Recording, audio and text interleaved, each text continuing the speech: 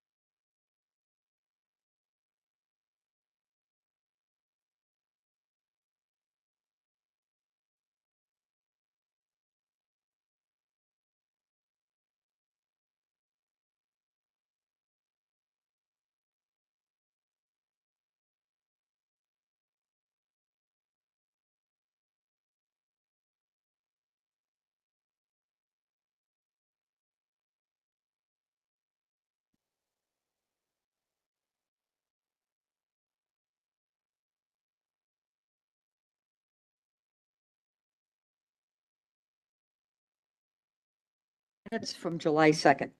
Motion to approve the minutes of July 2nd. I'll second. Any changes, any comments? And we'll show vote. All in favor? Aye. Aye. Opposed? It's unanimous. Public comment. Anybody who would like to talk for 4 minutes, please feel free to come on up.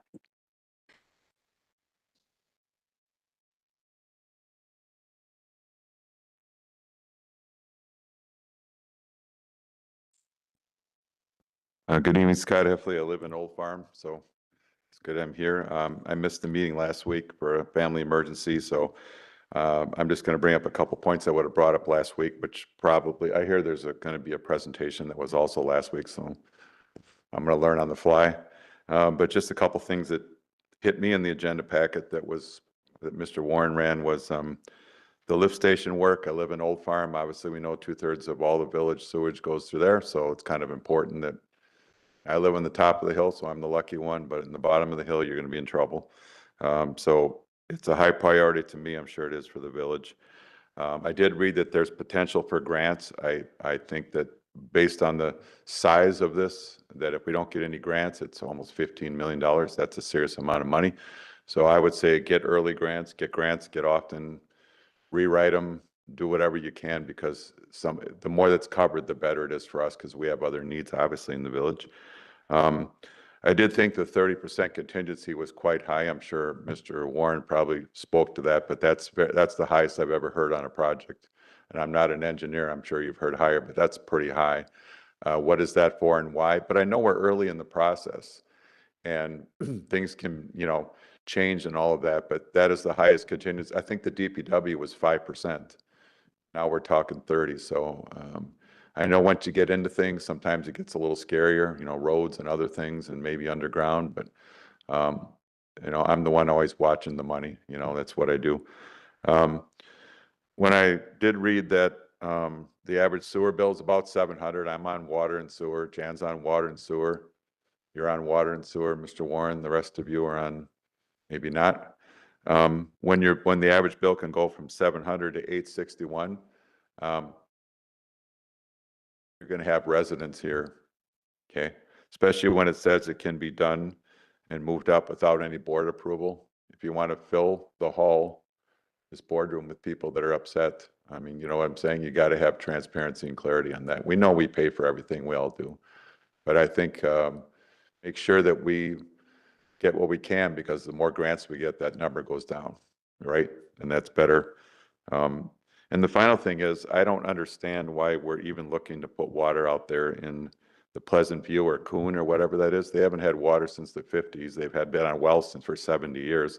And now we're looking, and I know it's okay that, sewer and water go together like peanut butter and jelly, but here's the problem. Our water utility, as we've learned already, going into this budget, it has issues, okay? They have coverage issues. Their expenses are higher than their revenues coming in and that. So to ask them to borrow more money, or us to borrow more money to do water projects that are not absolutely critical.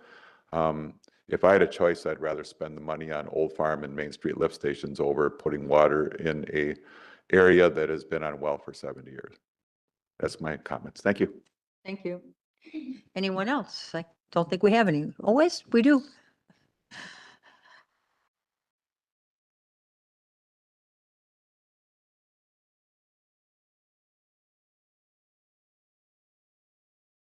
Hi there, my name is Elizabeth Maniaci. Thank you. We pull the microphone down a little bit for you. Hello, my name's Elizabeth Maniaci, and I live on Hilltop Drive where the trailer parks are. So I am here regarding the ordinances. The roads aren't maintained, causing potholes and it being hazardous for vehicles and people walking. Visitor parking is unavailable due to long-term, storage. People park in there long-term, not only vehicles, but commercial vehicles as well. That brings me to the commercial businesses being run out of residential. Not sure how the ordinances are for that, but it does cause unavailable use or access for emergency vehicles if that needed to happen. There are a lot of elderly and children that live around. And then I'm also interested in the ordinances if their children's parks can be built to keep them safe and off the road and away from speeding vehicles. I mean, with the speeding vehicles, it's not only a risk for the children, but there are there's a disabled gentleman too, and I just here on behalf of caring for my neighbors. Sorry, it's my first time. A little nervous. That's everything. That's everything. Thank you very much. Okay, thank you. Just so you know, if something isn't on our agenda tonight, we can't discuss it, but we will listen to you like we have, and then our Public Works Director will talk to you, or we'll put it on an agenda item in the future. Okay? Thank you. Okay, anyone else? Seeing there's no one else, we'll go on to unfinished business, of which we have none. Moving on to new business A, presentation by Rupert Melke regarding the Old Farm and Main Street lift station study. So we have Dave from Rukert Milky stepping up, and he'll be doing the presentation for us. Good evening. Thanks for having me here tonight. I'm going to give an overview of the Main Street and Old Farm lift station study that we completed a draft for. So the backdrop to this study was is that these are the two largest sewage lift stations in the village. And these being the largest, they are the most critical. They were constructed in the late 1980s. There haven't been really major upgrades to the stations in the last 35, 40 years. There's been some minor updates here and there. This study was a comprehensive look at what is needed to extend the life of this critical infrastructure for another 40 years. In general, the stations have served the village well and effectively conveyed sanitary sewage. Main Street is located a little bit further to the west, and that pumps easterly to Old Farm. Old Farm takes Main Street plus other areas of the village and pumps it easterly, eventually to Milwaukee Metropolitan Sewerage District. So this study, we took a look at what needed to be done to extend the life of the lift stations and address building issues, mechanical issues, electrical issues, site issues, redundancy.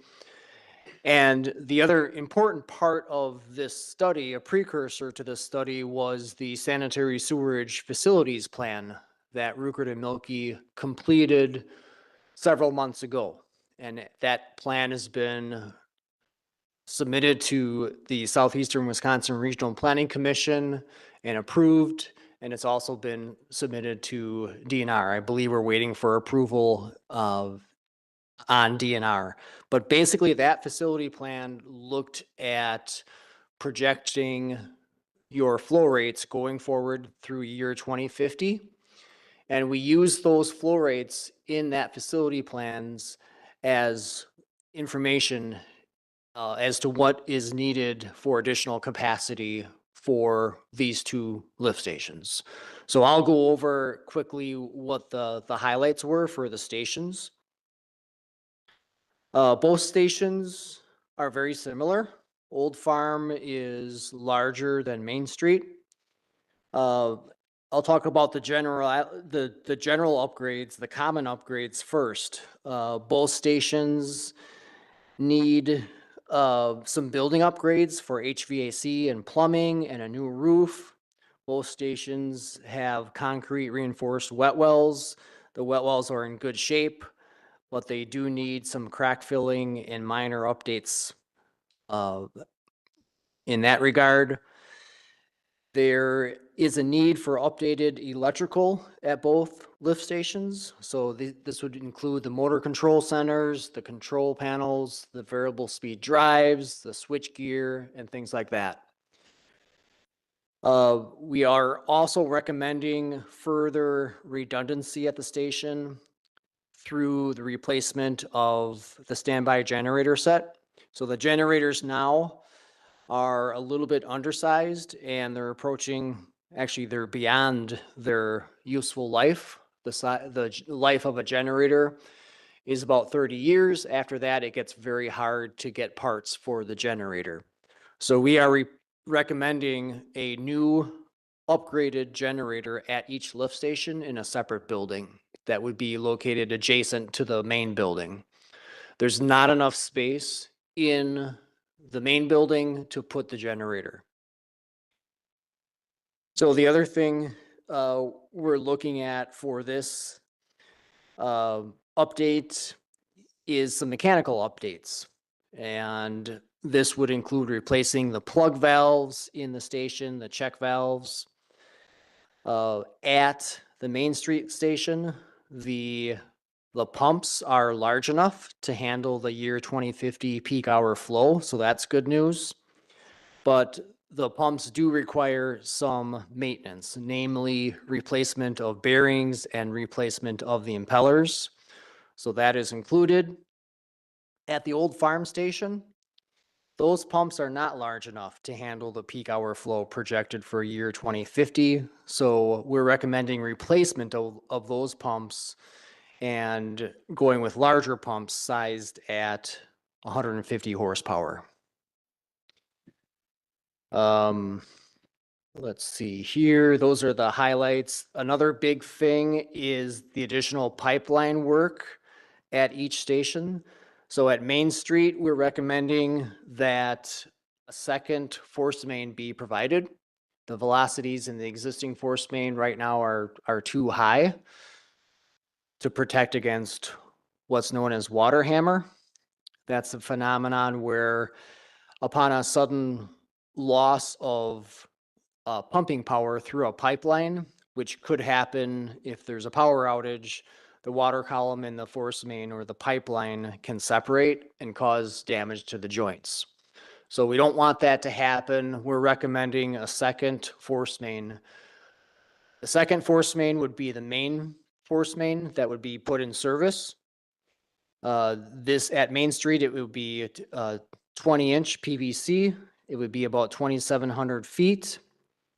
And the other force main, once the new force main is constructed and put online, we're recommending lining of the existing 16-inch force main so you have some redundancy. At Old Farm Station, again, we have the issues of very high velocity, and at this station, it's even more important for a second force main because there are pressure issues. We need to, with the higher flow rates, we need a larger pipe to keep the pressures down. So we're recommending a 30-inch pipe be installed. And this would basically follow the route of the existing force main. And again, similar to Main Street, once the new pipeline is installed, tested out and commissioned, we would line the existing pipe so you have that pipe for redundancy. Those are the highlights of the study. We do plan on aggressively seeking grants for the village on this. The best grant that we think is out there, and it's actually a grant and a low interest rate loan program. It's the Wisconsin Department of Natural Resources Clean Water Fund Program. Through this program, grant dollars are available, and also low interest rate loan money is available. So the low interest rate loan works through a 20-year loan period. Most municipalities are eligible for a market rate of 55% of market, so that would be huge. When we did the finances for this project that the gentleman mentioned in the public comment period, that $161 incremental cost to the typical user, that did not include the Clean Water Fund program. We wanted to present conservative numbers. So that's taking a very conservative approach, kind of the worst case scenario. We expect that some grant money would be available, and for sure, low interest rate loan money should be available for this project. So that $161 delta would actually be smaller. I just want to cover the concern with the contingency. That 30% covers a number of things kind of lumped together. That covers the contingency of about 10%. Whenever we we write a recommendation of award letter for a construction project, the standard contingency that we recommend to handle change orders and unforeseen circumstances is 10%. We have 2% set aside for legal matters. We don't anticipate anything coming up. And then we have 18% for engineering. And that engineering would count as design services, bidding services, and construction review and administrative services. So those are the three parts that make up that 30%. I think that covers everything I wanted to go over. I'd be happy to answer any questions. Ready? Rick? Yeah, that additional cost to the users if we didn't get any grant money, is that per quarter, or annually? That's annual. Annual, that's okay, Yeah. that's what I thought. Yep, and that assumes no grant money, no interest rate loan, no Right, low but interest anything rate. that we can get would lower that. Correct. amount. That is the max, not Yes. max, but potentially that's the Worst case. worst case. Thank you. Bob? So at the Utility Advisory Committee, we went through this in a lot of detail also. So this question I'm going to ask again, just for the benefit of the Public Works Committee. And it's in regards to the contribution that Richfield is making to our sewage, to that volume that we saw. And I was asking if, based upon that, if there was a way to prorate what they contributed, and if we had to upsize the design because of that, to get a participation from Richfield in the construction or design of this. I can speak to that a little bit. Since the Utility Advisory Committee meeting, we looked at the Richfield agreement, and how that was structured is that they're upcharged on their rate. That's the way that the village anticipates recovering costs. Upgrade on their rates. Yeah, 25%. is, yeah, 25. How does that help Germantown? Well, it would be additional revenue to the sewer utility for every unit. Oh, the rate that they pay to our, okay. Correct, I was thinking Richfield users, okay. Okay, so that's addressed. What is the contribution? What, do you know offhand? I don't know offhand. I could crunch the numbers. Like all engineers, right? So 30%, we talked about that. That makes sense to me. Usually I would see 10, 15%, but that's just design, and contingency was maybe 10%. So that I understand, at this stage, it's the best you can do right now, just to get a line item in there for that amount. Right. And as far as these generators, so they're too old and they're undersized right now, correct? Correct.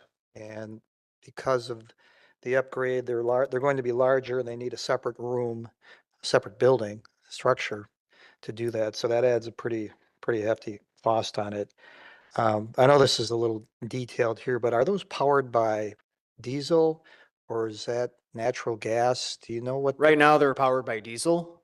So what we figured for these generators was natural gas, but Okay. we can really go either way. The cost isn't significant. I was just wondering, running currently, Matt, if we had an extreme emergency where there was no power, how long could these generators power these stations? Well, they're diesel now, so it'd just be a matter of refilling tanks and we'd have to establish a cycle, so we could theoretically just keep them going. Okay, well, if we can do that, if you can get the diesel, natural gas, though, yeah, that'd be the way to go on these things now too. Thank you. Yep. One thing I just wanted to point out that I forgot to mention, a very important part of the project is we have a screening building upstream of each lift station, immediately adjacent and upstream of the wet well. So the purpose of this is to remove rags and debris that collect in the sanitary sewer system. People flush all kinds of interesting things down the sewer. Right now at each station, your staff has to manually enter the wet well with hazardous gases, going down a ladder, poor lighting. They have to do that about 3 or 4 times a week and clean off that screen. This screen captures the large debris that could otherwise go through the pumps and cause damage to the pumps and the force main. So talking with Tim, there's a great need for an automatic screen at each lift station. For sure, the Main Street lift station, since that's further upstream, but that's part of this project. We have the cost for a screening facility at each location, but that's a very important part of this project to enhance safety and health of your operators. Yeah, during utility advisory, that was a concern of mine that our staff was going in there 3 times a week and the conditions weren't the best and the ventilation needs to be upgraded in that. Tim assured me that they're following all proper protocol for confined entry, gas meters and the like, so we're keeping them safe, but man, that's just asking for trouble 3 times a week going into that thing. Is there anything we can do short term to make that even safer, that portion of it? I don't believe so. I mean, the operators take the proper precautions. They turn the exhaust fan on and let it run about 10 minutes before making an entry to get fresh air in there. They take gas meters down there with them. Everything's being followed. Short term, I can't think of anything additional that could be done. Okay, and I know this is for discussion only, but we do hope to start this at some point. I mean, by looking at the timeline here for the design process. So what are our next steps? Well, in the next agenda item, we'd be looking for acceptance of the report. And then the plan would be to submit the budget necessary for the design in 2026 and start that process. And for that budget, are we assuming that's going to come out of the water and sewer fund? Are we going to borrow? Are we going to pursue a grant for that? Or what is the plan? It would be funded by the sewer utility. It would depend, after conversations with Steve and Matthew on exactly how that would work, whether we'd pay cash or it would be part of borrowed funds. Okay, so I figured. But that's to be determined. Jan? I have some questions about the mechanics. Not that I'm an engineer. I'm going to call it the RAG building because I don't know what else to call it. Mhm. These are they're existing. There are 2 buildings, and one's at Main Street and one's at Old Farm. Correct? Correct. Okay, and they're doing it manually right now. So the suggestion, which I think is a good idea, is to go to this automatic RAG station. So do you have these in service other places right now? We do. And can you explain or talk about the production efficiencies that you get out of this, or saving time, or, man hours? Sure. So how this works is there's a screen that's set in the influent channel. Yep. And the screen's set at an angle, and the water comes and it hits the screen field. The openings can be 1/4 inch or 1/8 inch. So it's a fairly fine screen. Rags and other debris get caught by the screen. Water flows through. as the screen gets blinded with debris, the water level upstream of the screen in the influent channel gets higher and higher. And at a certain operator adjustable set point, you can make the machine operate. And that machine will basically, it has teeth and it'll rake the screen field. Flush And then, out. yeah, it'll, a gush of water will come through and then it'll be good for 10 minutes and then it'll do that same operation 10, 15 minutes later. But everything's adjustable. So all the screenings are carried up to the finished floor level of the building. They're discharged into a washer compactor Okay, where the screenings are washed, they're compacted, they go through a chute and end up in a dumpster, and that material is bagged Oh. to reduce odors and goes to a sanitary landfill. so do we have to have an extra collection for those bags? Is that something that, I don't know, Waste Management picks up, or is it has to be a sanitary place to put the? A regular refuse waste man it's not hazardous waste, it's not special waste. It's typically picked up by a refuse company. Okay. So then it's, I'm from the food industry, so when you process something, then you clean the lines. Do we have to do anything like that? Or is it continuous? It's continuous. Gotcha. Yeah. All right, thank you. Then I'm gonna move over to, my, grant and question. You said, there was a clean water grant. Was that, state or federal? That's state, Okay, but it's funded in part with federal, but it's mostly state. okay. And the low interest loan, was that federal or is it state? That's state as well. Okay. Yep. So these are all state. Then my final question or statement is,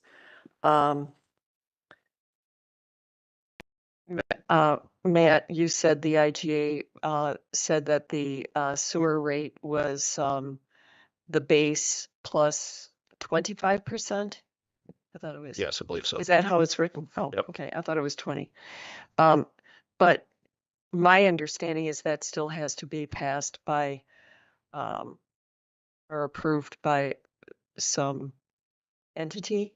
No? No, it's fully, Oh, it's in that's- place. Okay. We're just waiting for Richfield to come online and that's, in a holding pattern right now. Okay. That's good to know. And then my question is, I'm looking at a lot of money here and, I really, I think the next question will delve more into this, but I would like to know if we can split this up. In other words, do Old Farm, because we'd like to get Division Road done first, and then down the road, do the Main Street. Yeah, you definitely can. I need to kind of change the schedule a little bit, but I've been thinking about this, talking with Tim over the last month, and we came up with, we would do Old Farm first in 2027, followed 2027 construction, followed by Main Street construction in 2028, using kind of round number timeframes. We're recommending the design be done in one step for both locations. Then you can pick it and choose which one you want to do. Or- Right. And you can Which pick one? and choose which one you want to do first. We think it makes sense to do Old Farm first because Correct. of I agree with you. what you mentioned. Okay. Yeah, and the way the Division Road project is lining up is that we would be doing that south leg of Division Road in 2027. So doing Old Farm at the same time, or at least putting the necessary infrastructure in place at the same time, would be our intent. And can we actually And- do the road in 26? The north, North part of the road in 2026, yes. right? And Okay, well- while everyone was talking, I looked up the Richfield IGA. You were correct, Trustee Miller, Jan Miller. It is 20%. Any other questions or comments? Rick? I did have a question about, on the map there, I believe it's the force main is in red. So it would go, Main Street one would go Main Street to Mac One Road would have to be replaced, is that right? Yes. Old Farm would be Division Road, about half mile down, the way it looks. Yes. That's the amount where the pipe needs to be expanded. Correct. Yep.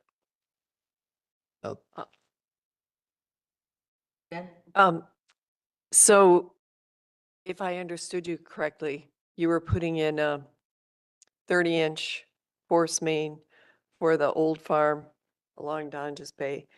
But you have the original or duplicate, the original. How big is the original?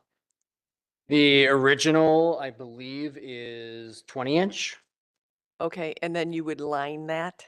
We would line that, so you could use that in case there's a problem with the new 30-inch force main. But the only catch is you wouldn't have full redundancy, that Right. the liner would only provide redundancy for average day flow. If the type of event that after 3 or 4 inches of rain, Right. you would not have that type of redundancy. So let's say we have the 3 or 4 inches of rain. I'm just making this up. Mhm. And the 30-inch is full. Does the overflow go to the 20-inch? No, Oh. it would be one or the other. Ah. It makes it operationally difficult to operate both at the same time, because then if your flow rate is, excuse me? Your pumps. Yeah, the stuff. pumps, and then the flow rate can actually be too slow, and you can have solids settle out in the force main and accumulate, so you don't want that either. So the easiest thing to do is use one force main or the other. Okay. And you switch back and forth. You can, Not recommended. not recommended. How much I are we taking into account on this design?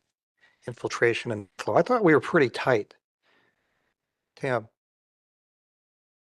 we getting a lot of I during we talk about the rain events, trying to compensate for I basically, but I thought Germantown was pretty tight as far as. clear You water. are pretty tight, but even with that, even with being fairly tight, your peak flow does increase. So we looked at the I rates that you get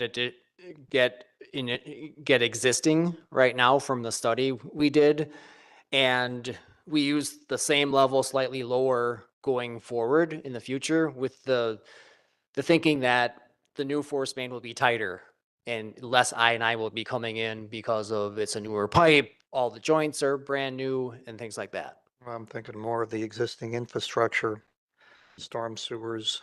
I don't think, I'm sure we don't have any cross connections going on that would really contribute flow, but I just don't want to be over designing this thing because of something else that we should have taken care of as far as inflow and infiltration.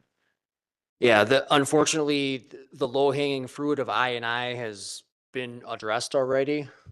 And a lot of it comes from private property. Public Law 92-500 back in the 70s. Do you want to hear from Tim on this? I don't know, Tim, you got anything else to add about that? No? Okay. You don't want to move? Okay, He's comfortable. yeah, all right, thank you, Dave. Well, speaking of generators, did you say we'd have to create an extra building for Yes. there's So no room at the inn? there's not room in the existing generator room in the building. So if you look at like figure 1, Okay, that is after page 8. in the report, that's the Main Street lift station figure. We have the proposed screening building just upstream of the wet well, and then we have the proposed generator building. Okay. And I should point out, the space that the generator is in now will be reused for HVAC equipment. Okay, so, So we're trying to reuse every little inch we can and get the most use out of the building you have already. oh, I see. And somebody made a comment at the UAC meeting about switching one of the new buildings to the other side because of the electrical. Yep, we Is that can, possible? yeah, that's possible. We can get into that during design and look at that closely. All right, just wanted to make note of that. So I remembered that. Okay, any other comments, questions? Okay, that's for discussion. So we'll move on to the action item. Consideration of the Ruker Milky Old Farm and Main Street Lift Station study. To accept it. I'll move to accept the study of Old Farm and Main Street lift station facilities from Rupert and Milky. Second. Further discussion. Guess we had it. We'll vote. All in favor? Aye. Aye, Opposed? It's unanimous. Thank you. Thank you. thank you. Moving on to new business C, an ordinance to amend section 15.08 of the Germantown Municipal Code related to clear waters discharge. All right, so I mentioned this at the last Public Works and Highway Committee meeting. And it's kind of coming from two immediate needs, but it is just in general something that we need to resolve in the code as well. So the one area where we're impacted by what the code says right now is on Wagon Trail, which is currently being reconstructed. And the majority of those sump pumps discharges went out to the front of the lot and actually discharged into the gutter. And in order to put those back in an acceptable and code compliant manner, they would have to completely reconfigure the way their discharges work. And I can go through some of those reasons. And then we also have a couple areas where community development and building inspection are working on enforcement issues surrounding this code. So getting some clarity in the code where some of the existing language is maybe a little less than clear, is one of the goals, the second goal of making this adjustment. So as I wrote up in the agenda item, the majority of groundwater discharge via sump pumps for homes goes to the front of the property in Germantown. With recent interpretation of the code, that configuration is not compliant. The modification that we're talking about today allows for the discharge of groundwater via a sump pump to the front of a property under specified conditions. The second rationale is that the code, as currently written, makes a distinction between drainage ditches and roadside ditches and prohibits the discharge of groundwater to roadside ditches, which is also very common in Germantown and would, make something like 60%, let's say, of discharges non-code compliant. So again, this change looks to address that and bring more people generally within compliance and kind of a common sense approach to dealing with this issue. And then finally, the code currently defines the word nuisance in kind of an unusual way where it doesn't have its common meaning. So we're redefining the word nuisance and also eliminating its use in one case. And that will be helpful when it comes to the enforcement aspect of the code. So the revision is attached. It's kind of difficult to go through because there's lots of striking and underlining of the new provisions. But if necessary, I'd be happy to read through it. Otherwise, if you have any questions, Do the question route. Committee, Jan, go for it. Well, my question is, what's the difference in the nuisance? If you changed what it means, what did it mean and what does it mean now? Well, the way nuisance is currently interpreted with this code is that it is strictly a condition where a discharge goes to sanitary sewer. So when it's talked about in 15.08 section 2, that defines it strictly that way right now. And then when it's used in 15.08 section 3, it was probably intended to have more of its common meaning, but because it was defined earlier in the section, the interpretation from the village attorney is that is its only meaning in this section of the ordinance. So it can't be defined more broadly as a problem, but it's strictly defined as groundwater being discharged to a sanitary sewer. Can you give me an example? Groundwater going to the sanitary sewer. I'm thinking sanitary. I can't, sewer. but this probably came about in the sewer wars back, in the 80s when they were looking to make kind of a strict separation of stormwater, groundwater, and sanitary. And it's probably just been on the books that way ever since. So basically, a sewer system. Yeah, Anything Here, jump in, connected Micah. to the sewer system needs to be treated. That costs money, right? right. So when we were talking about I before, infiltration and inflow, where clear water, like rainwater, Yeah. or just runoff gets into your sanitary sewer system, that's water that also is cleaned up just because it's in there now, and that costs more money. Because now you're cleaning water that doesn't have to be clean. That's why you want to separate clear water, runoff water Right. from what's in your sewer. So if people are putting their sump pump, which is nice, clean water, into the sewer, that's water that we're paying to clean now, which we don't have to. So that's why there's such a focus on separating these two types of water. How are you gonna? Jan, when you I when know you what it- read about that overflow down in Milwaukee, it's because the deep tunnel fills up, and we can be a part of that if we have that clear water infiltration.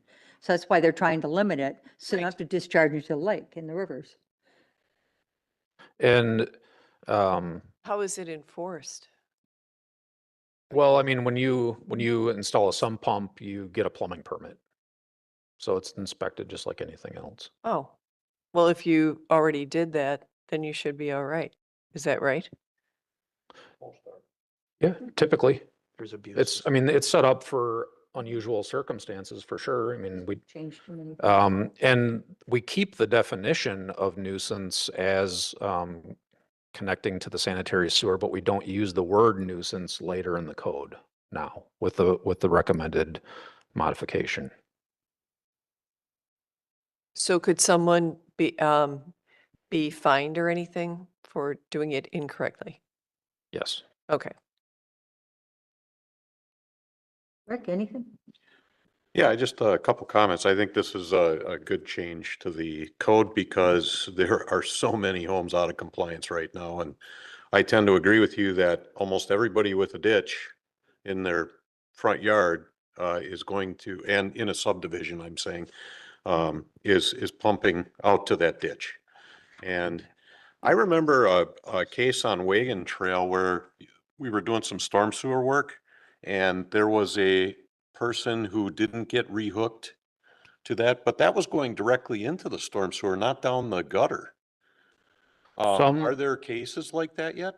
There are, and in some cases, it's required too. So this still allows for that to happen if there's a direct connection to the storm sewer. Why would that be required? Like we're looking at it, Gutter. Yeah, And so the it's a- road. right? A good example is actually like what's coming up in Sutton Farms. That's probably a location where we will require it because they have relatively small property sizes. And if you're discharging the water, it's very likely to end up in your neighbor's yard. So that's probably a condition that people Gotcha. won't want to deal with. And then connecting directly to the storm sewer will prevent that from happening. Okay. Bob? So Wagon Trail was a good example of why we have an ordinance like this. People were dumping or pumping their sump pumps right into the gutter. That sub base was constantly saturated and it led to premature failure of that road. And I want to make sure that this ordinance, or this revision clearly states that, we're not going to grant any permission, no matter what the circumstances, to allow them to outfall their sump pumps into the roads anymore. We just can't have that. And you talk about a 10-foot distance from the right-of-way line, I believe, Mhm. which nobody knows where that is. And I think eventually it's going to creep back into the gutter. How are we enforcing this? The highway department does do some enforcement when they see like very flagrant conditions. We'll send a letter to property owners requesting that they adjust. And that's generally met with compliance. I don't think we'd go out and proactively look for this stuff, but where it exists or where it becomes a problem, another big issue with pumping the water right out into the gutter is that in the winter, when sometimes those pumps are still running, it builds up ice. And that's usually where the highway department will notice it because they're trying to plow and there's a big sheet of ice there. Well, in the summer, it was growing moss. Or Yeah. I would say seaweed, to be honest with you. It was constantly running and it was dangerous, slippery, Yep. if you're not prepared for it. So there's no good reason to be pumping directly into the gutter. So this upgraded ordinance gives teeth to what we're trying to do here, and it should be enforceable then. Essentially what it does is it allows you to discharge to a roadside ditch. It allows you to discharge to the front of your property. It does not allow you to directly discharge into the right of way. You have to have it 10 feet back into your property unless you discharge directly via a service lateral to the storm sewer.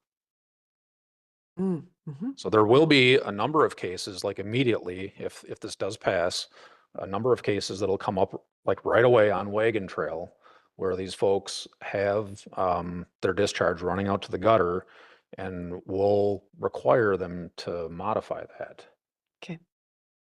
Yeah, we'll have some hardship issues, I'm sure, but I'm sure we'll hear about it, but I think this is still a Yes. good policy and we have to. do Right, it. right. I'll entertain a motion, which we should have done before we had discussion. Oops. we'll let Jan do it this. I'll make a motion to, for item C, an ordinance to amend section 1508 of the Germantown Municipal Code related to clear water drainage. Second. Further discussion? Hearing none, we'll vote. All in favor? Aye. Opposed? Unanimous. Moving on to another interesting topic. Discussion and action regarding amending municipal code 8.02 related to sidewalk maintenance.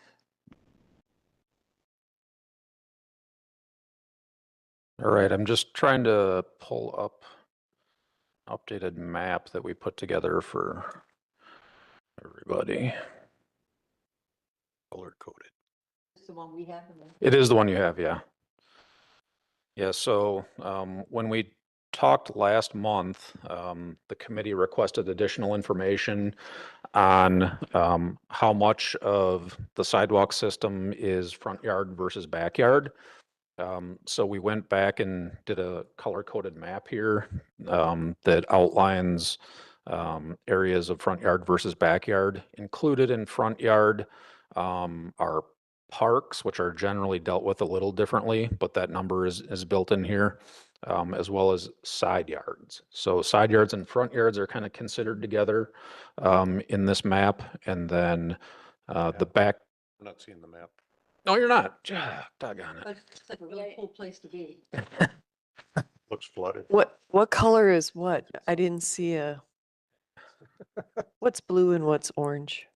So orange is That's no- backyard, and blue is front yard or side yard. We're currently plowing all of this. We're currently plowing all of this, yeah. So You can see, there's some pretty consistent lines on Division Road, on Pilgrim Road, and then, kind of from Main Street north, that's more or less front yard. In the Freistadt Road and kind of Business Park area, there's a little bit of combination. And then there's a separate exhibit on Holy Hill Road. We do have a little bit of new sidewalk on Holy Hill Road by some of that development. So what it amounts to, and I can pull up the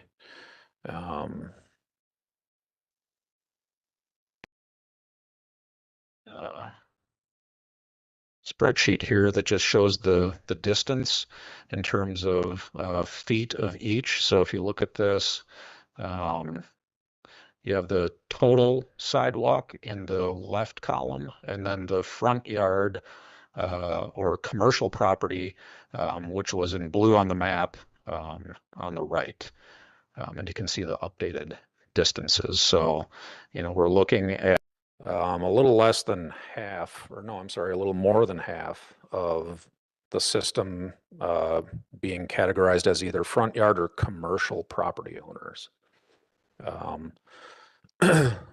So that's the additional information. And then in doing some research on this, I just happened to be looking at a similar issue that my dad brought up in the town that he lives. He was like, well, who plows that? And I'm like, oh, I was just dealing with this in Germantown. I'll look it up for you. And they had an ordinance that that basically adopted a sidewalk and trail snow plowing map. And I thought that might be a fourth option that would be interesting for the committee to consider. And it would be a little easier to define because you really get into kind of semantics about what is front yard, what is backyard, and how legally do we ask Brian to describe that in code. So it might just be simpler and cleaner, and it could be something that we address, every so often. Maybe it's annually before or after winter or whatever, for updates and as development happens. So it's something we would show a resident to show them what category they are in so they can, Yeah, I think it would be something that would be like public facing on the website. and justify why we are no longer, whatever we decide on, why we are no longer plowing their sidewalk. Right. Yep. So, what we outlined last time were the three options for potentially transitioning. I guess maybe it was four, but one is we don't maintain any sidewalk going forward. That could be something that the committee and board would decide. Or we just stick to what we do now, which is another option. And then anything new is dealt with by the adjacent property owners. The third was the kind of front yard, backyard thing that we're talking about now. I suppose the fourth could be that we do everything, regardless of how big this grows. And then the fifth option that I kind of just walked through was a modification to the code where we adopt a map. Could the map be on GIS? Yeah, down the road, it could definitely be on like a public facing side of the GIS. Yeah. And then the other big part of this is kind of the equipment and staff that's necessary to conduct these services. So it just so happens, and I swear this is a coincidence, we have two pieces of equipment that are potentially going to be requested in the 2026 budget that deal directly with sidewalk snow plowing. One is a machine that we use to plow around the Main Street area that needs to be replaced. And then one of our three big machines that does the bigger sidewalk routes needs to be replaced. The one that we use on Main Street is a $50,000 piece of equipment. The other one is more like a $270,000 piece of equipment. So if we were to modify this in a way that divides responsibility kind of 50-50, like we're shown here, we probably wouldn't need the $50,000 piece of equipment that was assigned to kind of the Main Street area. And then instead of buying that $270,000 piece of equipment that does the bigger sidewalk routes, we could, because the current sidewalk tractors, they're called trackless machines. They do grass cutting and snow plowing. We wouldn't need the snow plowing capability anymore. We'd need to retain the grass cutting capability. So instead of $270,000 for kind of the dual purpose unit, we could buy just a lawnmower, a lawn tractor for about $100,000. So there's a decent amount of immediate savings in the capital budget request for equipment. Okay, this one, it's hard to make a motion first because we have to figure out what we want to do, obviously. Right. I personally think that there's no way we can continue as we do. And also money is tight and we have to make some significant changes. My one feeling is, and how long could that equipment make it through another season? Yeah, that was one thing I was going to mention is that, we could go through this process and change the ordinance and maybe defer implementation for a I year. was thinking the communication process is going to be key here. Yes. If we want to get these sidewalks cleaned by residents and businesses. And if we just introduce this and had this publicized prior this fall and say, hey, look, be prepared for a change next year, and then roll this out in 2026. And if that were the case, if that were the case, we probably, we could extend the life of the two pieces of equipment that are in the budget through next year, and we wouldn't have to make those requests. Great. Jan? What, did you do an analysis? I think you did. And one of those documents, I think it's supposed to be a spreadsheet, but it's in 15 pages. Anyway, what municipalities around us are, what do they do? Do they have the people just do the plowing and shoveling? Or is it, For the most part, we're like an extreme outlier, and oh, yeah. most of the municipalities require the adjacent property owner to maintain their sidewalks for snow removal and ice control. Now, there's always going to be in municipalities, trails and things like that where the municipality is going to have some responsibility. But by and large, municipalities adopt that approach.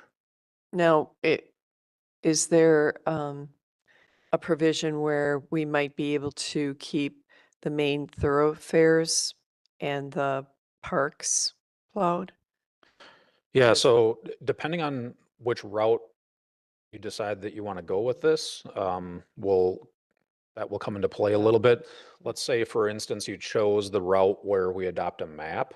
What I would suggest is, in that case, you'd make a motion, have us create a map, because there are, if you remember when it was up on the screen, or if you have it in front of you, there are little segments, like bits and pieces, where realistically we're not going to be skipping over them. So we would smooth out some of those areas and bring back a code amendment and a proposed map to the committee. If it were another approach, then we'd have to, go through a similar process, but it would be slightly different. I like the first approach. Come back with a map. Yes. And at our next meeting, is that possible? Or is that too soon? I think that's possible. And that we could take a look at this whole topic again with the map and then decide when we want to implement, because I'm all about 2026 for implementation. We Right. haven't learned anything. Communication is key Right.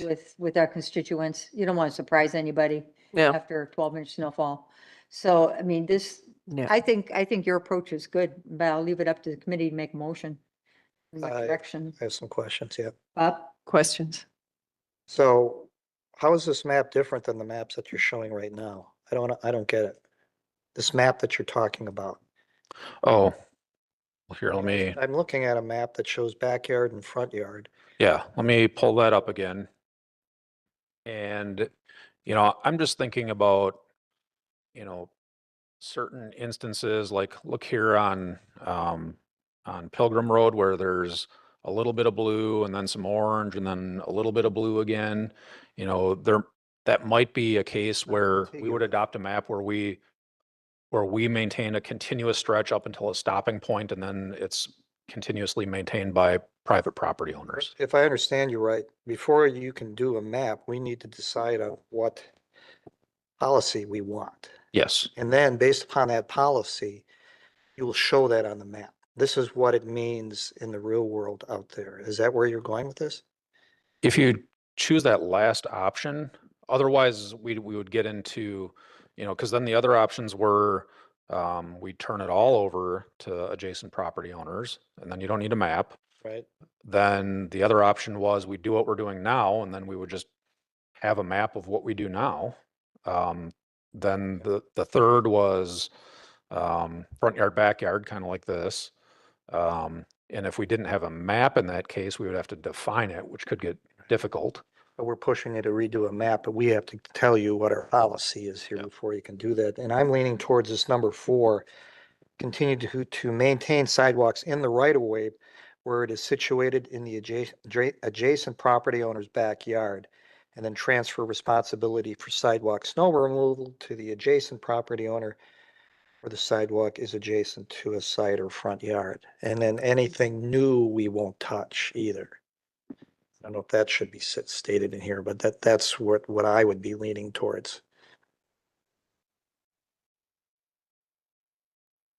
Is that basically the map now?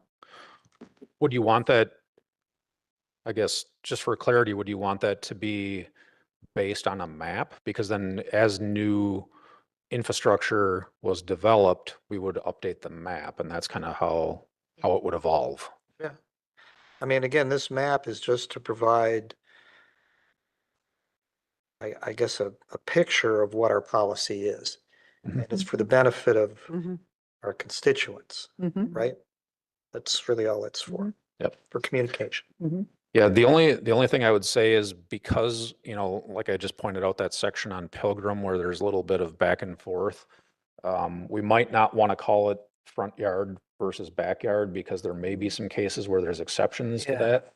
Yeah, I get it. I'm just reading what your terminology that you used here. So, Yeah, In there's that gonna case- be some, yeah, the motion might be something like, you're adopting or you're requesting that staff develop a modification to code that adopts a sidewalk snow removal map, an official sidewalk snow removal map. And that we bring that code revision and the map to the committee next time. Rick? I think the map is key. When I look at this though, I don't want to do all the orange. I don't even want to go that far. The blue should be, for the homeowner and just do some of the major areas of the orange. Basically the square mile that everybody uses, right? Division, Mhm. Pilgrim, Mequon, Donges Bay. But I'm not sure we need to do both sides of it, both sides of Donges Bay. There's many areas that have 2 sides to it. Pilgrim Road, same thing. Mequon Road, same thing. Let's take a limited map.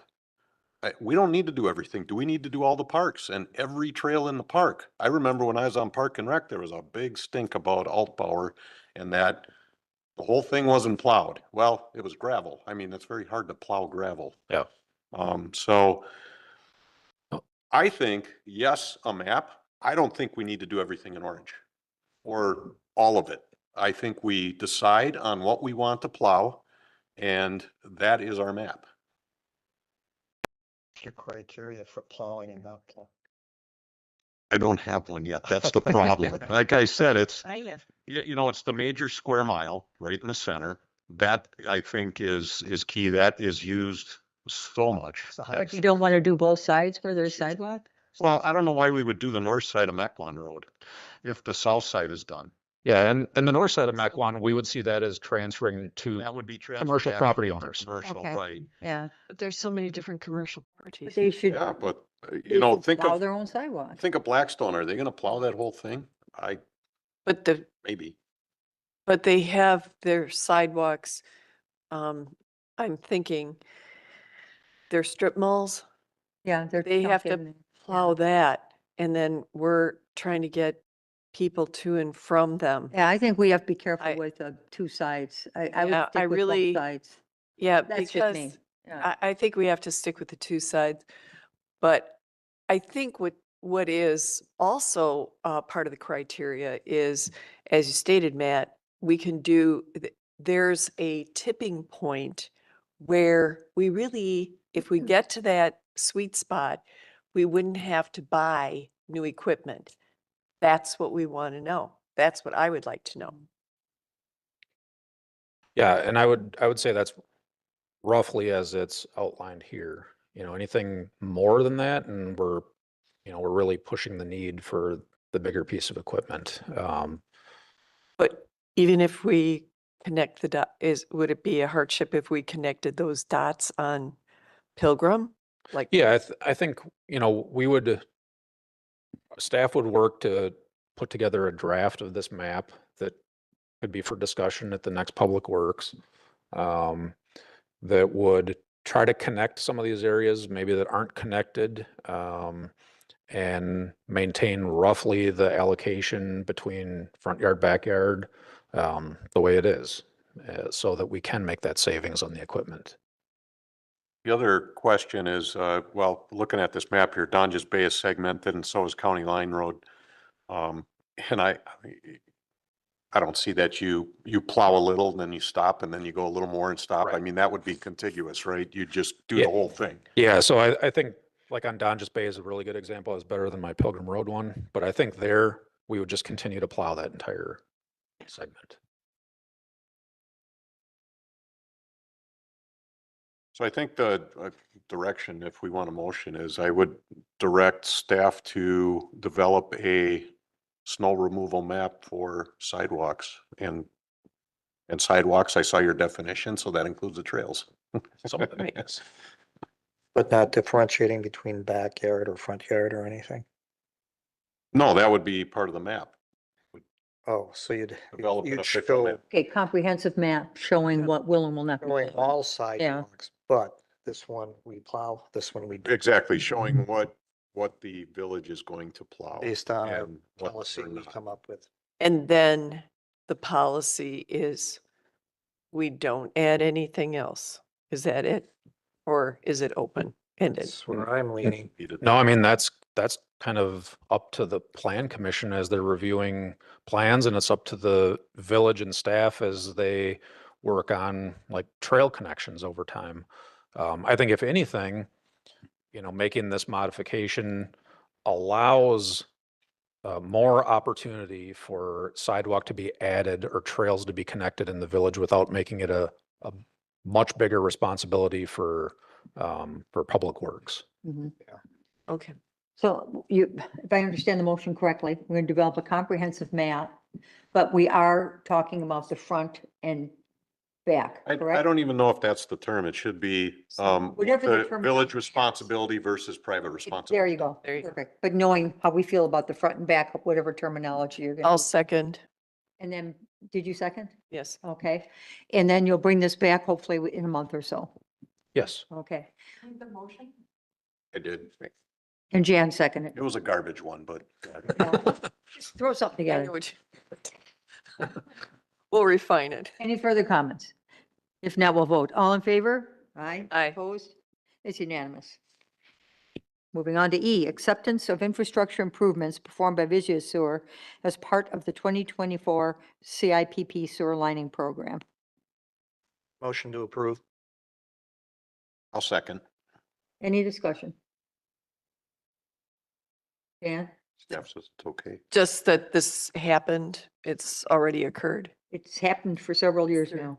Yeah, It's ongoing. it's all approved. Yeah, this is Approved. the 2024 Right. sewer lining work actually took place in early 2025, which is kind of the typical cycle. And just in the last couple of weeks, they finished restoration, which was kind of the one outlying punch list item. So now we are good to accept it, and that typically starts the warranty Warranty. period on the work. Right. Okay, further questions? All in favor? Aye. Opposed? It's unanimous. On to F, potential Coons Pleasant View utility and road. All right, so we brought this item to the Utility Advisory Committee meeting last week, I guess that was.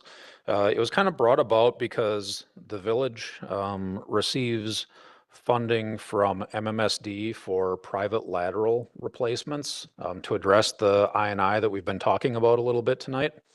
And we have, here, let me actually, I'm going to pull up another sheet.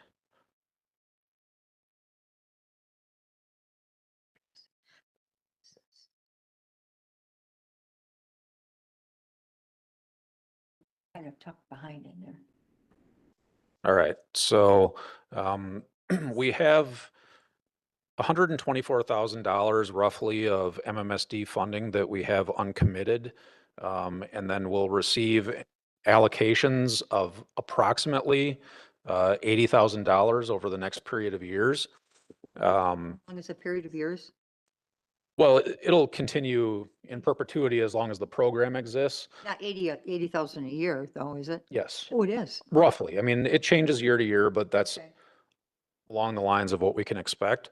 And in the past, you're able to let that accumulate over a long amount of time and build up a substantial balance and then do a bigger project. But the way the rules have changed now is you have to develop a work plan and get a work plan approved that I believe just is for a 3-year period. So we can use the 124 that we have and then accumulate 3 more years. But then by that point, absent a work plan, we would lose that funding. Mhm. So when we talked about this at the Utility Advisory Committee, they advised that they didn't want to lose that funding and that we should pursue a project to replace private laterals. And we'd identified the Coons Pleasant View subdivision as the target there. And I've got it kind of pulled up here on Google Maps because it's easier to see the names of the roads than on our GIS, but it's basically this area off of Pilgrim, kind of bounded by Williams, Kurt, and Roberts, and then includes Sunnyview and Daniels. There have been previous studies that identified that the private laterals in this area are the worst that exist in Germantown. And then the sewer is also one of the oldest in the village as well. So using this funding, what was approved by the Utility Advisory Committee was that we package up all of the laterals in that subdivision, and that's about 68 laterals that would need to be replaced at about $15,000 per lateral. That equates to about $1 million. And if you are doing math and looking at that MMSD allocation, you can see that we don't get $1 million. But we do feel good about the prospects of getting competitive funding from MMSD to make up the difference. So there's a bit of risk in that we may not receive that competitive grant money to make up the difference. But we have had conversations with them and we do feel good about the prospect of attaining that additional funding. And then if we're going to be doing this private lateral work and replacement, we feel it makes sense to do a relay of the sanitary sewer, which isn't in great condition, and would have, potentially 68 new penetrations, when, the goal here is to reduce inflow. I think we want those tight connections. That's kind of the idea of the project. So in addition to the lateral replacement, we would also do the sewer relay, and then we would also time up the road replacement with that project as well. So it turns into kind of a bigger utility project, and the Utility Advisory Committee recommend doing those 3 things: the private laterals, the sewer relay, and then because we'd be in the road anyway, we would use the road program funding to repave. The one area that they didn't advise on was whether or not to extend the water, the municipal water into that subdivision. It's kind of all around it, just not in it. So if there were a time to extend the water into Pleasant View subdivision, now would be the time. Otherwise, you're probably looking at, 20 years, 25 years when the road is redone again as your next like decent opportunity to do it. And then also on the screen are just some of the estimates for the work. So the top table shows you the potential cost of extending water down the different roads in the subdivision. And then the bottom table shows the sanitary sewer, the private laterals, and the pavement costs with some contingency that would be needed to do the part of the project that the Utility Advisory Committee did recommend. So I guess I'll stop there and see if there's any questions. Is there an issue with the water? We're not aware of any desire from residents to connect. We're not aware of any issues with private wells unless either of the gentlemen in the back have heard otherwise. I don't think so. So no. One option that in talking to Administrator Kreklo, that he had was, well, maybe we could do a survey of the neighborhood to see how they feel about extending water. But it would be, if we're looking at the cost of this extension of water, it's also in the range of $1 million. And if you just do a quick math and divide it by the number of properties, you're looking at about $18,000 Property per property that they pay. that they would most likely have to pay the lion's share of. And it could vary because if you have bigger frontage, you would pay more. If you had smaller frontage, you would pay less. So there you'd get into a special assessment kind of approach that the village really hasn't gone down anytime recently. Yeah. The other, oh, go ahead. Finish. MSD might give us a grant, you said, towards, would it be the main sewer line or just the sanitary connections? Only the private laterals. Okay, so that's not a lot, that's So the, it's helpful, but Yeah, we still have a huge bill here. right. And this comes out of the water and sewer budget. That's where Sewer. it comes from. The Well, laterals, depending on what we're doing, sewer budget. right. yes. It, Yeah. well, the water budget, I think, is, I understand why, if you're turning everything up now, you should do it all, but from an infrastructure perspective and a cost perspective, and it's political too, forcing people to go on water. To me, the water just does not make any sense to me. Yeah, and we could look at the code in terms of, I understand the politics of it too. But if the connection requirement was an issue, I think the code is written currently that it would be upon failure of their well that they would have to connect. And, potentially that could be revised. If that was the only thing holding it back, it sounds like potentially there's others. So there's all wells right now. Yes. correct. So if a well fails now, they can't connect. They 'cause there's can't no- connect. It's not, yeah, But it's been that way since the 50s. I understand that. Tim, So I had a sidebar conversation with Dave Arnott, who did your presentation tonight for Main Street and Old Farm. If we move forward with this project, they're gonna time out that we're gonna be in the midst of overhauling those two big lift stations. It is possible to lump in the mainline sewer relay and the water main relay or the water main installation also on that clean water fund loan. So that is an option that the village could pursue for funding. It would take some of the risk off of the village as far as, cash payment or, borrowing Mm. at a higher interest rate. yeah, I think it's, And sewer, Tim? You could do Your one or mic. the other. The Clean Water Fund loan covers both water and sewer infrastructure projects. Right. Perfect. your mic. and that would be the financing mechanism. So based on, kind of the state of the utilities and their funding, a project of this size would probably be borrowed and we'd be looking for whatever, opportunity we had to save on rates and the clean water, it's drinking fund and I forget what the other one is. but it's roughly half of the market rate. And we actually used this fund for our Yeah. Tower 3 project. I don't know if you remember that from I do. last year or some point. It does require a little bit more administration in terms of paperwork and stuff like that, but you make up for that. We're good at that. Tim, are you saying that, Go ahead. as far as timing out, where the contractor that's doing the force mains could also be doing these laterals for cost savings? That is a possibility, but more so what I was saying is that your clean water fund loan can cover multiple contracts and cover multiple different projects. Oh, Oh, but do you apply for them individually or in a You would group? apply- You would, your Apply. application would say, we want to do a sewer relay in Coon subdivision, we want to rehabilitate Main Street lift, we want to rehabilitate Old Farm. Old Farm, okay, okay. So you lump it, okay. Ready?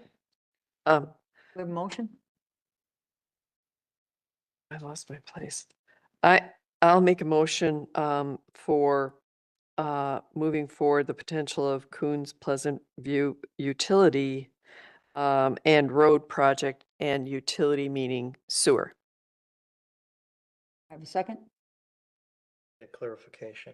on that. So it's- Laterals and, It's the same motion we made at Utility Advisory. Put a Yes. plan together Yes. based on just Well, doing this. do we? Yeah, so, lateral. so You said moving forward with the plan. the way Plan. the, But water, I didn't say anything about water, only we sewer. don't want water. No. I got 3 calls, by the way, and people said they don't want water. They're friends. yeah, and that's the idea of the Utility Advisory Committee is we kind of used it as a consultation, right? Right. People do that with Plan Commission all the time. You know, certainly we don't want to be, you know, staff, you know, bringing this forward in the budget process without some sort of public review. And that was the intent of the Utility Advisory Committee and tonight. Mhm. So if, you know, if there's not interest in moving forward with the water portion of the work, then so be it. And that's kind of, you know, we've served our purpose by going to Right. both committees with that information. Do I need to say anything about pavement at this point? No. No, Just I sewer. was just going to give a little bit of insight into what the process would be moving forward. So Trustee Warren is correct that what we need to do immediately is develop a work plan with MMSD to commit to spending the 124,000 in fund balance that we have with them, as well as funding that we receive through 2028. And then we would bring that work plan to Public Works and Village Board for approval in order to meet an October deadline with MMSD to secure that funding. We have a motion. I don't know that we got a second. I'd second that. Any further discussion? Yeah, I have a couple things. First off, I don't like the donut hole in the middle here that doesn't have water. Everything around it has water. We have at least 2 roads that are dead end on the water line, right? We have areas within the village that also have water waiting, that people have wells right now, mainly around Water Street, Mayflower, that type of area, just north of County Line Road. They're all tapped in already. It's just, you know, whenever their well fails, they can hook up. It might be short-sighted, and that's what I'm looking at. It's gonna be short-sighted if we don't do it now, don't do the water now. That's my feeling. Make an amendment? I'm Undo gonna make an survey. amendment, but I'm not gonna support the motion right now. It's gonna go to village board anyway. Yeah. Could we add a survey? No. If we get the funding, no, but we have to commit to it, right? In order to apply for the funding? Yeah, I mean, what we would be looking for tonight is the ability to advance this and make the commitment for at least the sewer part. Now, we could independently pursue the water portion. It would be nice if we could say that we're, you know, advancing the water project as part of our work plan, but I don't think it's completely necessary. And then just so everybody understands with the water utility aspect of this, you know, here's the subdivision we're talking about right now, All around it. and you can see the mains. I understand trustee Miller's Yeah, you make a good point. concern, but the goal right now is to not lose that MMSD money. Right. Let's focus on the sanitary end of it, and then we will certainly continue discussing Mhm. water and what's the best option here. I have a question, Tim. You can't go in with water and sewer for the grant and then not do the water, correct? Okay, sewer, I'll stick with the sewer. Okay, any further comments or questions? Not, we'll vote. All in favor? Aye. Opposed? Aye. One in opposition, Rick Miller. Okay, and that brings us to the director's report. Thank you, Tim. All right.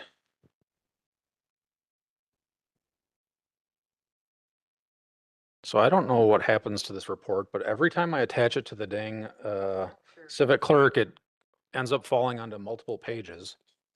What are you hiding, Matt? I'm honestly not trying to hide anything. But if you print it all out and put the pages together like a puzzle.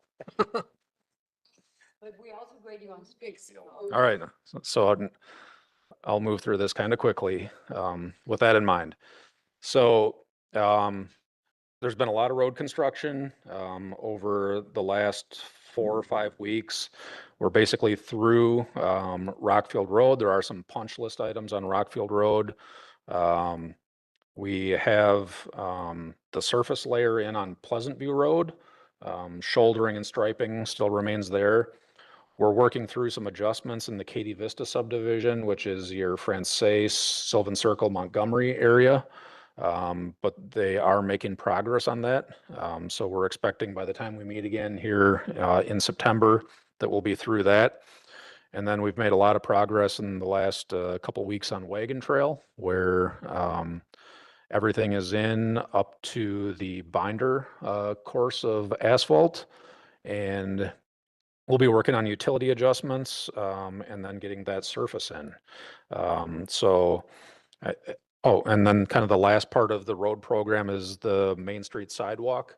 All of that is poured. There's some restoration that needs to happen there and cleanup. But that is complete as well. So I don't know if there's been any questions or comments about the construction this year.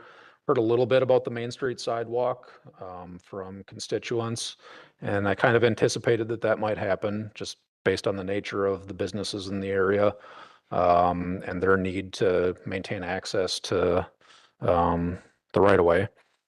But we tried to work. Spent an hour on Wagon Trail inspecting, so I'll need a job number from you. We'll give you the intern rate for. Okay. All right. Moving down, we've talked about this lead and copper rule revision, where we're having to do a bunch of additional work and data research.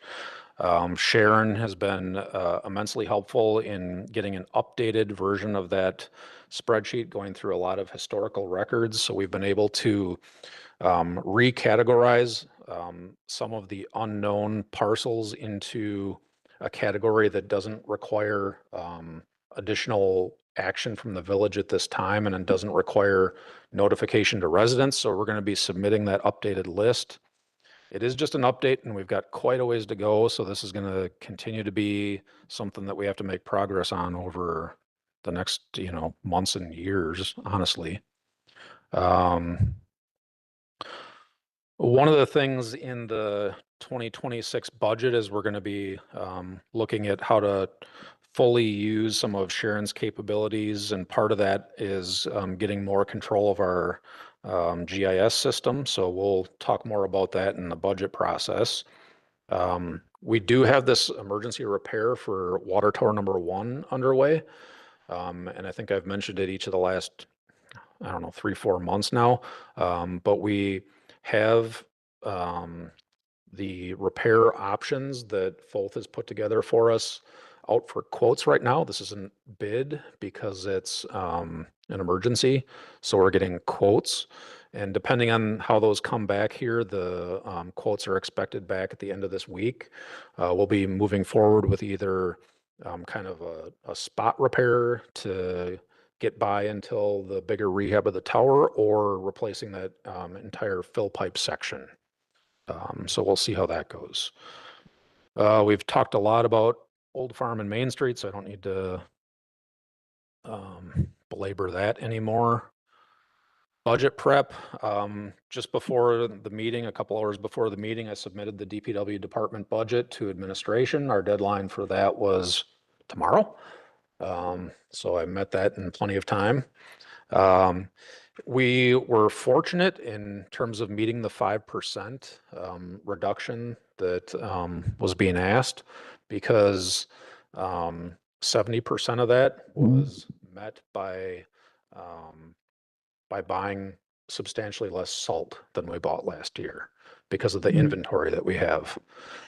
So we won't see big impacts to public services with our reductions. There will be some minor ones, but if we have to go through this again next year, it will be much more difficult. And I think we'd be looking at, services that people would Right. recognize. Matthew, when will the next session, we're going to have a budget presentation to our committee, are we not? I believe so, but I still don't have the details on that from Steve? Matthew and Steve. Okay, I'm going to talk to them because I would like to have that done sooner rather than later. And very specifically, looking like we used to, probably about, maybe 6, 7, 8 years ago. Let's look at what we have. Let's look at the age of what we have and justify everything that's in the budget before we put it in there. Because I think we have to be really tough and tight this year. So, but hopefully that'll be our next session, or even a special session here in August to do that. I would appreciate that if you want to pass that along, that I will we're, pass that I along. think we're waiting for that meeting at this point. I don't want to be rushed at the end. Okay, moving on. All right. We've talked about the UAC meeting, bid package 4 with DPW. We've been waiting on paving there for drier conditions because we've had poor soils to finish some of the asphalt work, This is at the old DPW. the old So DPW. paving around the remaining garages. Speaking of DPW, what's happening with the new one? How is that worked out? Everything's perfect? Punch list is complete, or where are we at with that? Everything is very good. Everything is very good. We're in a pretty good position to transition away from more. We're almost to the point where we've had occupancy for a year, which would be kind of the trigger for that to happen. There are a few issues. This bid package 4 is one of them. Where we're still committed, and then we're working through an issue in the yard waste area. And I think once that is resolved, we'll be very close to closing out the contract. Okay, so we have enough money in we're holding back? Yeah, we're holding right now contingency of about $200,000. We're going to hang on to that until this is complete, correct? We may need some of it, and that's why For the what? for potentially both of those items, the bid package number 4 to make undercuts to the soil to get better conditions for paving. And I don't want to use it for the yard waste, and I believe the issues that we're experiencing are part of the design. So my first reaction would be to try to get that out of the designer, whatever adjustments need to be made there. But it's just a possibility. So right now the balance is 200,000, and my goal is to turn as much of that back to finance as possible. And do you have but the question is, recycling, are we utilizing the old recycle center anymore? I thought we were still, right? We are, yeah, there's still material there. Yeah, yeah. And Now, the there's nothing equipment. new being brought there, but until Okay. we work through all of that material, it'll still be in use, Yeah. And or something else transpires. is there some sort of Isn't that where they do the chopping or something? That's where they used to do it, but now that's done at the new Oh, place. now it's up at the thing. Okay. Thank you. Yep. Talked about construction. Oh yeah, Maple Road. The north section of that is complete. That was part of our construction this year as well. We're essentially complete with the equipment working group. I think I promised that I would go over that with the committee this time, but I'm going to delay that one time and go over it in September and just show you some of the things that we were able to accomplish with that group. But it was very positive. We identified some opportunities for savings. We identified some equipment that we didn't need. We identified opportunities where maybe we have two pieces of equipment and down the road we could make that one. That took a long time, as a lot of work. I'll be happy to show that to you and some of the results next time. That's all I have. Okay, questions, comments? You, on the bottom here, wait, no. I printed an old one because I couldn't understand this one. But let's see, do you have anything about the, Rion? Okay, hold on, getting there to the Jen, bottom. what are you saying? Equipment. Do you have a schedule? Are we gonna have any kind of a tree committee meeting? Is that gonna occur in the fall or I in think, yeah, the plan would be to after the budget do, or something? yeah, potentially. I thought it'd be a good idea since we didn't have the committee formed at the start Okay. of the year, to just do a follow-up meeting at the end of the year to go over the tree projects. Sure. And then the idea would be that annually, at least annually, and it would be up to you as the chair to decide on the frequency of that. But we would at least annually meet before the work began in the spring. So probably like January, February timeframe to talk about the planned projects. Perfect. Thank you. That's all I have. Okay. Our next meeting would be right after Labor Day, would be on Wednesday, the 3rd. Does that work for everyone? 9/3. Should be okay. Should be okay. Okay, and there's no other comments or anything, we'll close out the meeting here at, what time is it actually? 7:07. Thank you, everyone. Thank you. Not bad.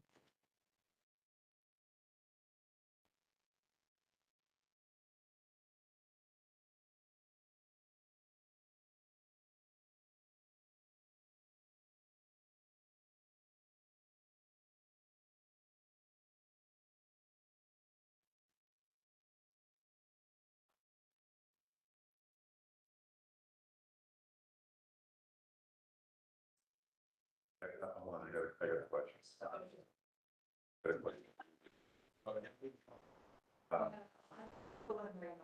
These know, so what's